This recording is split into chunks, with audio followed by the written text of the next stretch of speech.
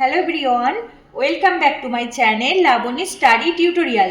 চলে এসেছি আবার একটা নতুন ভিডিও নিয়ে। আজকে আমি দেখাবো ম্যাথের উপরে একটা পার্ট বা টপিক, সেটা হচ্ছে লস অফ এক্সপোনেন্টস, মানে হচ্ছে সূচকের নিয়ম। তো সূচকের নিয়মে কিছু মেন ম্যাথ বা অঙ্ক আমি সিলেক্ট করে রেখে দিয়েছি, যেগুলো সমস্ত পরীক্ষাতে খুবই ইম্পর্টেন্ট আসে, আর সেগুলো আজকে আমি কিছুটা সলভ করে ভিডিওতে দেখাবো। তো চলো ভিডিওটা কন্টিনিউ দেখতে থাকো। আচ্ছা দেখো, ফার্স্টে এর উপরে আমি কিছু ইম্পর্টেন্ট ফর্মুলা বা সূত্র আমি আগের ভিডিওতে অলরেডি আপলোড করে দিয়েছি, সেই সূত্রগুলো দিয়ে কিন্তু আমি আজকের এই অঙ্কগুলো সলভ করে দেখাবো। তো যদি তোমরা সূত্র বা ফর্মুলাগুলো দেখে নিতে চাও, আমার চ্যানেলে গিয়ে দেখে নিও। তো চলো আজকের এখান থেকে ইম্পর্টেন্ট অঙ্কগুলো শুরু করছি। ফার্স্টে দেখো কি আছে এখানে, না পাওয়ারে ক্যালকুলেশন করব, ঠিক আছে। এই সূচক বা হচ্ছে এক্সপোনেন্টস, এটা মানে হচ্ছে কি এখানে যে পাওয়ারগুলো থাকবে সেটা নিয়ে ক্যালকুলেশন করতে হবে। আর এখানে কি করতে বলেছে বলতো, সিম্পলিফাই করতে দিয়েছে। তো ফার্স্টে দেখো 2^2/3 ইন্টু 2^1/3 এটা আছে। তাহলে এটা আমি একটা ফর্মুলা ইউজ করব। ফর্মুলাটা কি এখানে আবার আমি লিখে দিচ্ছি, ঠিক আছে। a⁴m ইন্টু a⁴n এরকম যদি থাকে তখন কি হবে, a⁴m প্লাস n এটা হবে। তাহলে কি করলাম দেখো, যখন এই সেম এই যেমন 2 আছে এখানে a⁴m ইন্টু a⁴n এরকম থাকবে, তখন হবে a⁴m প্লাস n। এটা হচ্ছে ফর্মুলা, ঠিক আছে। এবার এই ফর্মুলাটা ইউজ করে আমি অঙ্কটা সলভ করছি। দেখো তাহলে এটাকে আমি লিখতে পারি 2 এবার উপরের পা দুটো গুণের সময় কি হয়, গুণের সময় উপরের পা দুটো যোগ হয়ে যায়। তাহলে যেহেতু গুণে আছে উপরের পা দুটো যোগ হয়ে যাবে। তাহলে কত হচ্ছে দেখো, 2^3 যোগ এখানে হচ্ছে 1^3, এই হলো পাওয়ারটা যোগ হয়ে গেল। একটু ব্র্যাকেট করে রেখে দিই, ব্যাস। এবার পরের লাইনে ক্যালকুলেশন করবো, এই পাওয়ারটা উপরে ক্যালকুলেশন করবো। দেখো এইভাবে যোগ কি করে করবো, এটাকে আমি এলসিএম বা লসাগু করে দিচ্ছি। তাহলে 3 লসাগু হলো। তাহলে কত পড়ে থাকছে দেখো, 3 আছে উপরে, তাহলে 2 প্লাস এখানে 3 আছে উপরে হচ্ছে 1, এটা লসাগু করে দিলাম।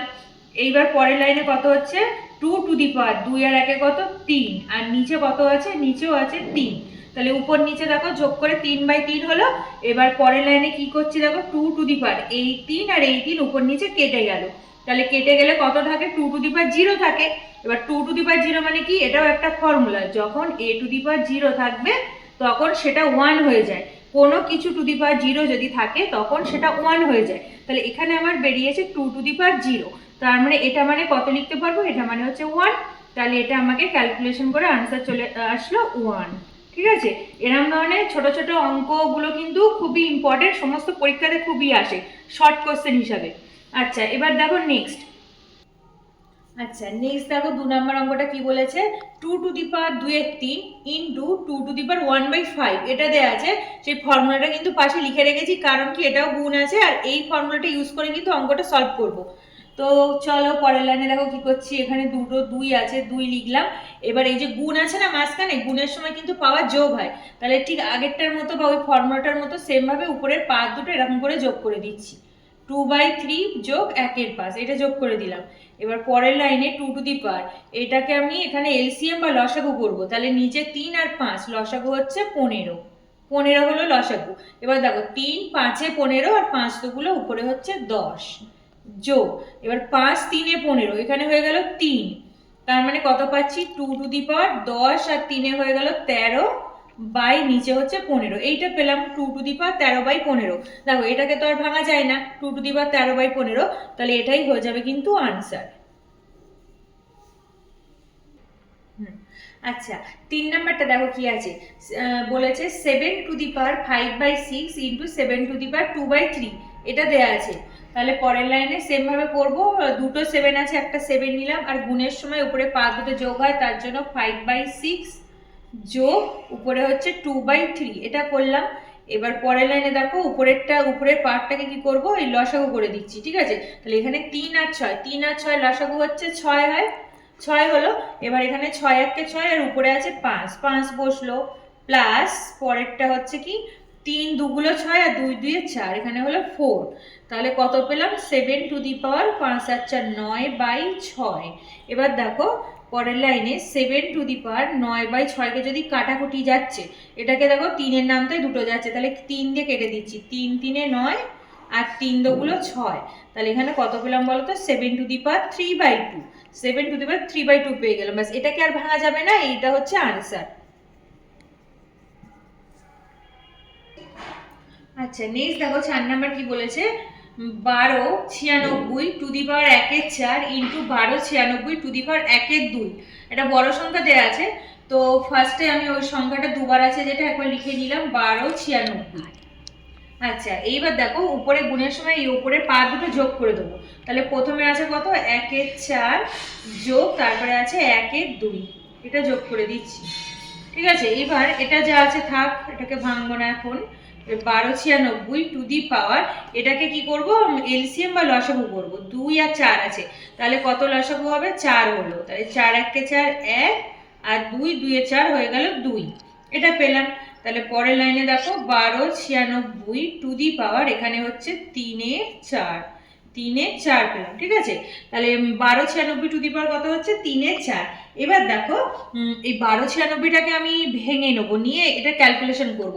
তাহলে 1296টাকে কি করে ভাঙবো বলো তো, এখানে করে নিচ্ছি। দেখো এইভাবে ভেঙে দেখে নেবো কতই যাচ্ছে। 2 6 12, 2 4 8, 2 8 16,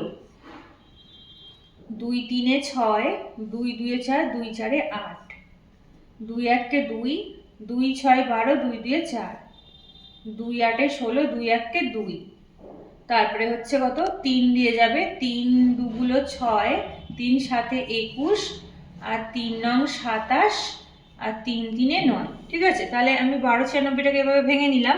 তাহলে কত পাচ্ছি বলো তো,